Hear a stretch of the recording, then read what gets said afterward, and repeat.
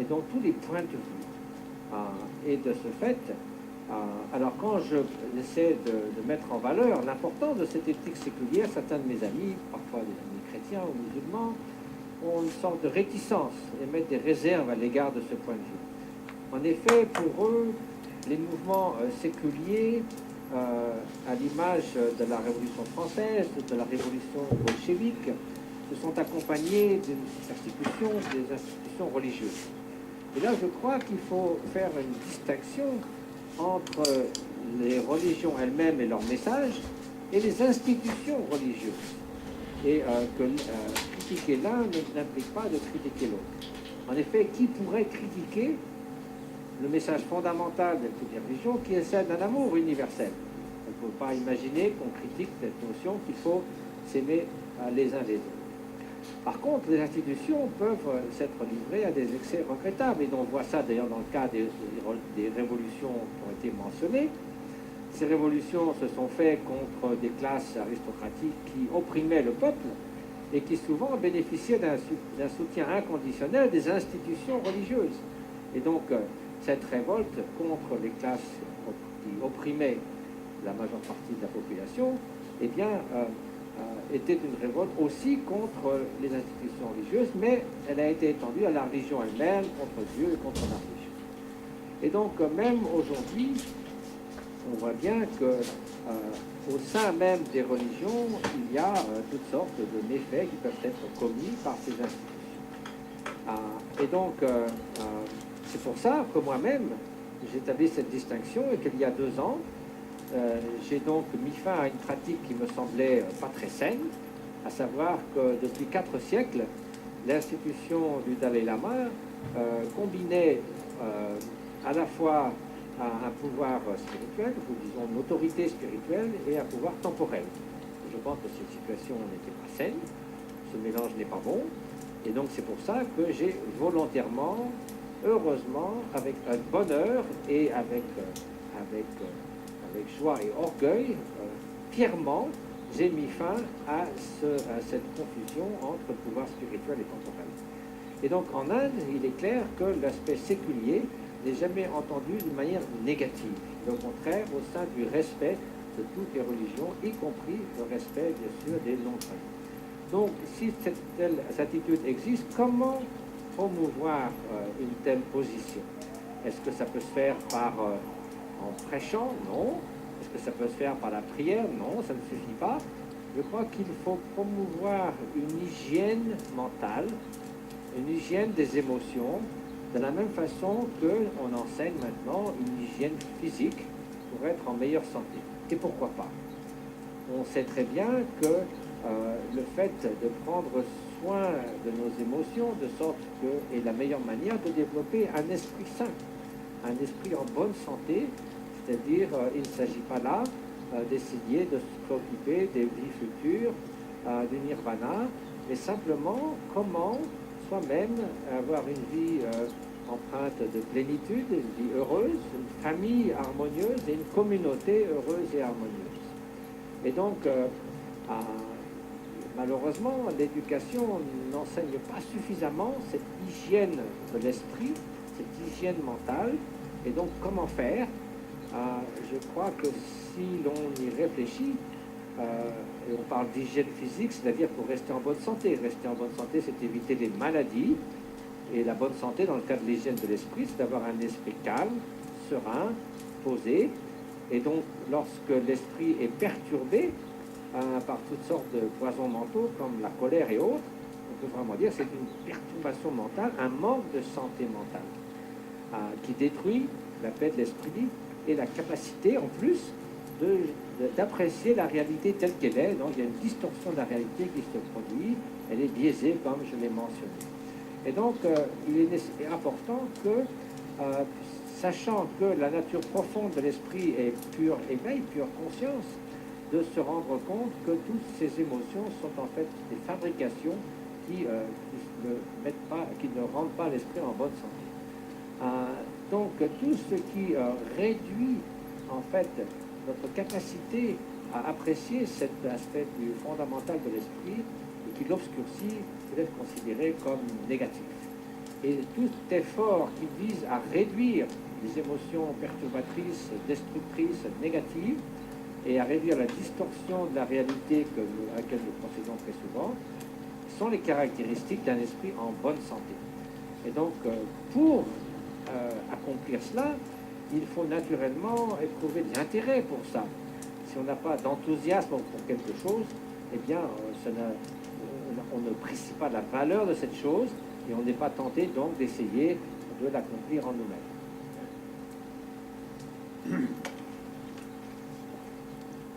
So now, in order to develop interest Для того, чтобы у нас появился интерес, and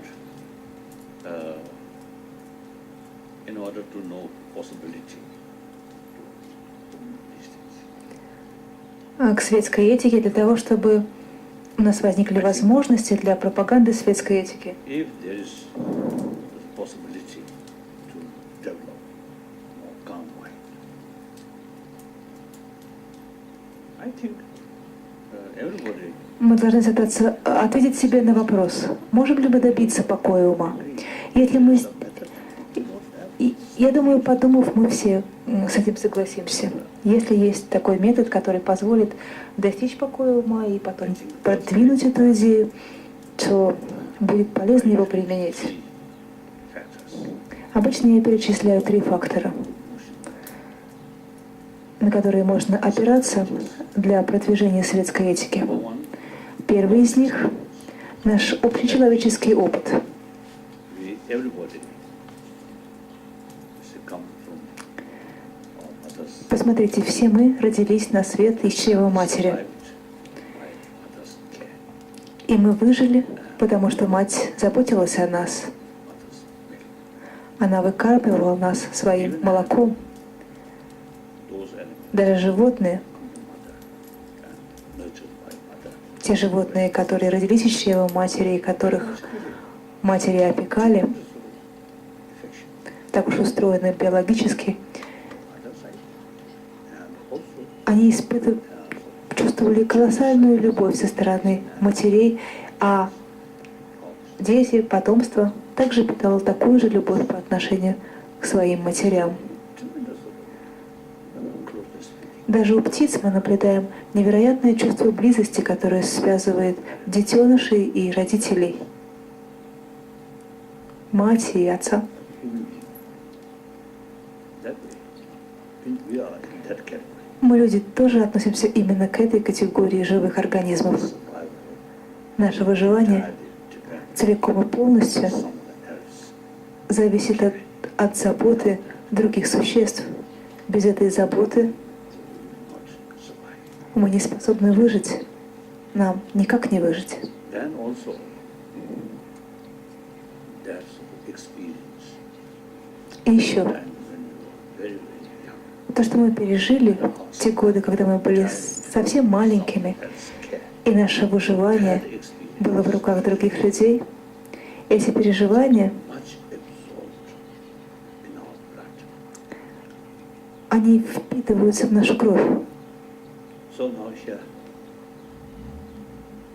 I think few thousand people here. Здесь собралось несколько тысяч человек сегодня. Может быть, 7 тысяч или 8 тысяч. Now, look outwardly. Посмотрите друг на друга. На первый взгляд, I said, quite okay. у всех у нас все идет хорошо, мы довольно умные люди. If we study Но если заглянуть this, в душу каждому человеку, then those individuals то окажется, who received что те люди, maximum affection, maximum care when they were young, которых в детстве очень сильно любили, о которых очень сильно заботились, такие люди, сегодня, став взрослыми, less чувствуют себя более уверенно, меньше боятся. А те, no matter how smart, пусть даже сегодня они очень умные, разумные, those people who но если that sort of age тогда, в далеком прошлом, affection их не окружили любовью, может быть, мать не любила их, потому что не хотела заводить ребенка, А может быть, она обижала их, притесняла. Сегодня deep inside, такие люди less глубоко в душе self-confidence, чувствуют себя неуверенно, insecure, and fear. ненадежно. В их душе много страха. So that experience is the effect. Whole То, что они пережили в детстве, оказывает влияние на всю их жизнь. family И еще, full of affection. Not посмотрите на how те семьи, которые живут в мире и счастье. Неважно, богатые они или бедные, because of love, семья всегда счастливее, если в лоне семьи genuine много affection, доверия, genuine love. любви, искреннее доверие, искренняя любовь Here I mean not attachment. связывает ее членов. Под любовью я понимаю не привязанность. I may call mad love. Любовь с привязанностью я бы назвал безумной любовью. Такая любовь зачастую источник проблем. Я говорю о настоящей любви, любви, в основе которой искреннее уважение и восхищение. Если в семье есть такая любовь, то эта семья гораздо счастливее. А то ведь бывает так, что семья очень богата, но ее члены не любят друг друга. Кажется, на внешнем уровне все у них хорошо, много людей в семье, жизнь ведут исполненную роскоши. Но, по сути, люди несчастны. So, and it's quite obvious. И довольно очевидно, Genuine. Now I think second point. нет, пожалуй, сейчас я коснусь второго момента. Common experience. А второй момент — это Have this thing to develop. первый момент — общечеловеческий опыт, то, что мы родились из чрева матери, которая заботилась о нас, и нам присуще это семя, этой заботы о других существах. Common sense. Это первый пункт. А второй пункт — здравый смысл. Even animal. Посмотрите на животных. Basically, those animals who are social animals. Те животные, которые, по сути, ведут коллективный образ жизни, у них есть эмоции, определенные эмоции, которые позволяют им держаться вместе. Bring together. That's the affection. И что же это за эмоция, которая позволяет им держаться вместе? Это любовь. So even bees, Пчелы, например, and some other animals, или другие животные, ведущие коллективный образ жизни. most of them actually stronger, so feeding each other, closeness feeding. Они чувствуют какую-то особую близость друг к другу. Недавно Time magazine or я смотрел Newsweek или магазин Times. animal Там была статья про животных. companion. И в этой статье рассказывалось, что у некоторых животных, когда The ability to show sadness. когда погибает один из членов стаи, то все остальные в печали, они как бы оплакивают погибшего These are сородича. factors, Это биологический фактор в действии, social animal. который особенно важен для нас, потому что мы тоже животные, ведущие коллективный образ жизни. Educated. Неважно, насколько мы Without society, умны, сильны, влиятельны. can't survive. И если мы остаемся одни, вне общества, There is survival. у нас не получится выжить. Само наше выживание Society находится в зависимости от общества. Человеческое общество — это основа нашей жизни, основа нашей радости, основа нашего успеха. neglect. Как же мы можем позволить себе игнорировать интересы всех остальных членов человеческого сообщества? You develop more sense of concern. Если вы The society. будете заботиться об остальных членах человеческого сообщества, если вы будете испытывать большую заботу, When you have то тогда others well-being, автоматически происходит так, room of что если вы заботитесь о других, не остается места для зависти, если другой their success.